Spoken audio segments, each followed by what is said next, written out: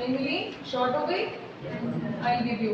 ये 2 पेजेस है बच्चों, मेक श्योर आपने स्टेपल वाले भी पेजेस लिए हों। ये पास कर दीजिए पीछे। नाउ पहले फॉर्मूला अंडरस्टैंड कर लें, प्लीज लिसन नाउ। हमने फॉर्मूला लिखा था, पहले एक बात समझते हैं जी, इलास्टिसिटी ऑफ डिमांड के 3 टाइप्स हैं, उसको छोड़ दें, उसमें कुछ नहीं है अभी, ये भी रखनी है, बस पास में रखनी है। तो देखिए जरा, इसकी 3 टाइप्स हैं जी। 1 price elasticity, cross elasticity, income elasticity. आपके सिलेबस में ये दोनों नहीं है। This also use to have 3 points further, इसकी भी 3 लेग्स होती थी। लास्ट ईयर इनको भी काट दिया गया। इन असाइनमेंट्स में आएंगी total expenditure method and point method. अब वो they are no more in your syllabus. So बचा क्या? ये बचा और यहाँ का ये बच गया, जो भी नाम। इन तीनों का फॉर्मूला क्या है? Same. It means you have to remember only one formula, be it what is written in the paper. से you may be written as elasticity of demand calculate करो, price elasticity of demand calculate करो, coefficient of elasticity निकालो, formula remains the same। यहाँ तक कोई trouble? What is the formula? Change in quantity upon change in price। That's the formula। अब एक तो method है, आपको सीधा सीधा लिख दे 40% चेंज है क्वांटिटी में, 20% चेंज है प्राइस में, आंसर आ जाएगा।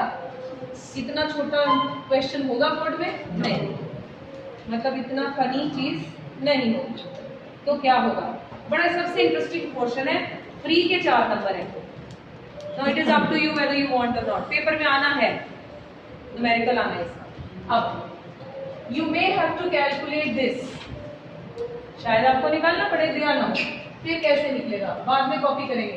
Percentage change in quantity is change in Q upon Q naught into 100। Now what is change in Q? Q1 minus Q not. What is Q1? New quantity. What is Q not? Old quantity.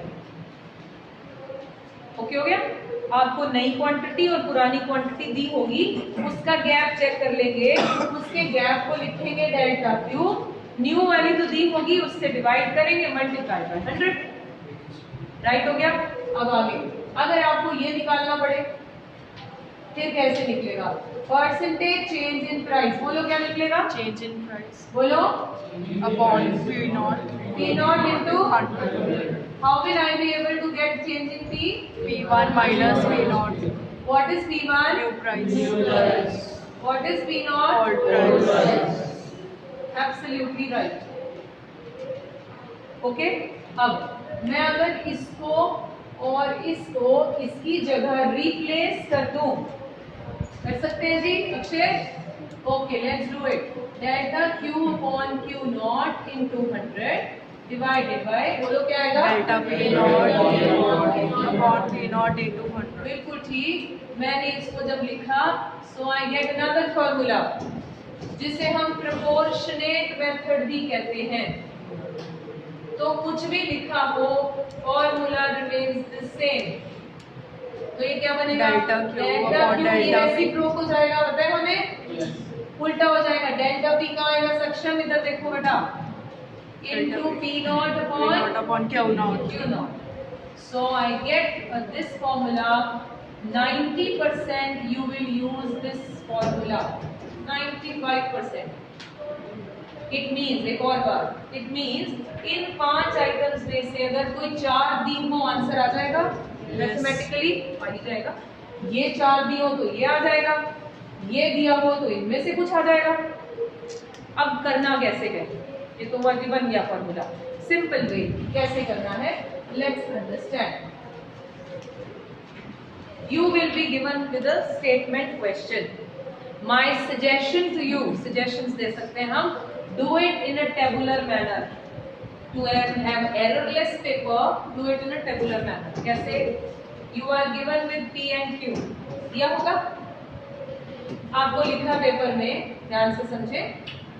At ₹10 people used to buy 100 units. Price increased to 20. Now people will buy less or more? Less. क्यों? Negative relation between Price and demand. Price बढ़ने से लोग demand क्या करते हैं? ये rule तो रहेगा ही। सो आप लोगों ने 50 यूनिट्स खरीदे। Okay, now which one is P naught and P1? P naught is 10. P naught पुराना प्राइस था 10, पुरानी quantity 100. Are you able to understand? Simple है, कुछ नहीं। नया प्राइस चेंज होते ही नई क्वांटिटी भी आ गई। अब मुझे एज पर द फॉर्मूला ये दोनों तो है, क्या चाहिए? Change in Q1. Change so I will find delta P and delta Q. Q. How will I find 20 minus 10. What is delta Q Q1 minus Q naught. And what is delta P1 P? minus P naught. P1 minus P not. Hrithik कितना आएगा delta P? हाँ, ध्यान इधर रखो, 4 number का सवाल है board में। डेल्टा P कितना होता है? 10. P1 minus P naught. P1 minus P not कितना आएगा? 10। यहाँ पर डेल्टा Q कितना आया? 50. Minus Minus 50. रिमेम्बर, एक चीज माइनस में आएगी, क्यों आएगी? क्योंकि अगर एक बढ़ेगी तो दूसरी कम होगी, ये कम होगी तो दूसरी बढ़ेगी, हमेशा माइनस में आएगी। ना आ रही हो तो चेक करें, इसका मतलब ये क्वेश्चन डिमांड का नहीं है, फिर सप्लाई का होगा। सप्लाई में भी सेम फॉर्मूला लगेगा।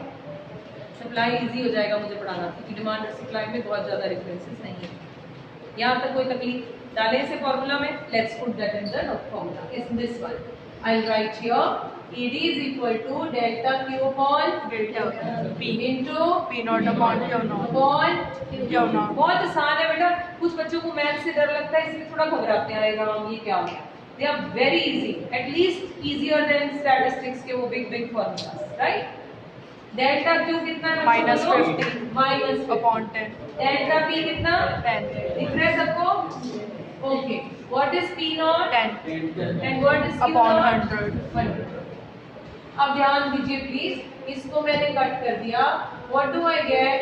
I get Minus 2. 1/2, Minus 1. which means 0.5. 0.5.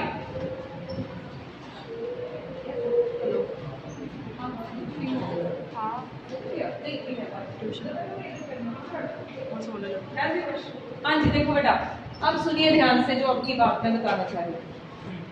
हमने कल जब डिग्रीज पढ़ी थी, अक्षय, जब कल डिग्रीज पढ़ी, हमने बोला answer will come from 0 to infinity. Remember, 0 आ सकता है, infinity, 1, more than 1, less than 1, ये आ सकता है आंसर। आंसर वो माइनस है, माइनस तो हमने लिखा ही नहीं था।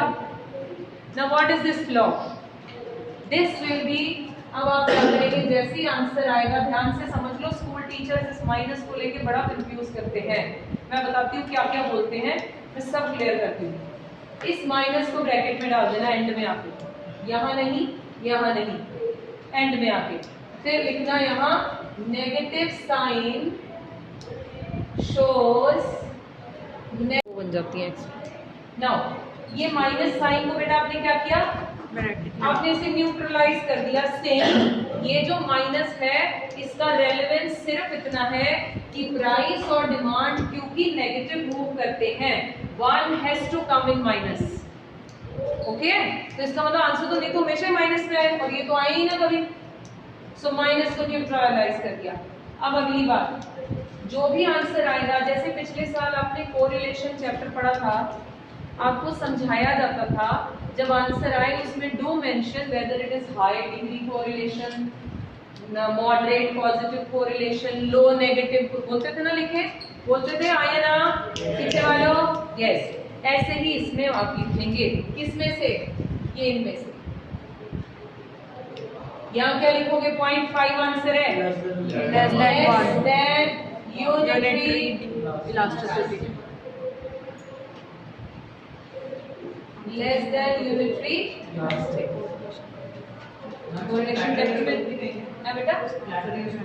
हाँ, अब पेपर में और आगे 4 मार्क्स के क्वेश्चन में टीचर कहेंगे पहले तो सॉल्व करो, फिर कमेंट करो कि इस वाले ग्राफ, इसकी शक्ल ग्राफ की कैसी होगी। तभी आपको बोला गया था कि डिग्रीज और फैक्टर्स जल्दी से लर्न कर लो। सुन रहे हैं आप? तो कल तक ये याद कर लें।